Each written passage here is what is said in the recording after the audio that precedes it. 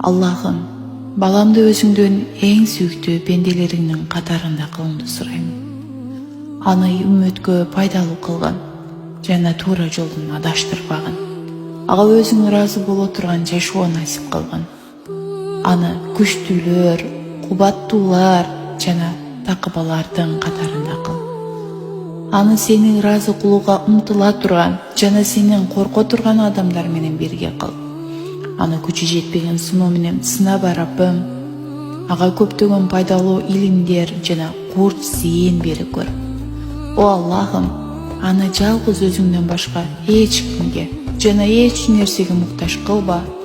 Аны аалымдар, каарылар жана олиялардын катарында кыл. Аны сенин алдыңда милдеттерин аткарууда бекем кылгын.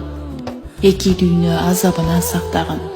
Аны эсепсиз бейишке кирүүчүлөрдүн катарында кыл. Аны өз нәпсинин жамандыгынан сакта жана бардык күнөөлөрүн кечир. Аны өзүңө ашыктардын катарында кыл. Аны бүтүн дүйнө үчүн рахматыңдын өкүлү кыл. Я Архамар Рахимин.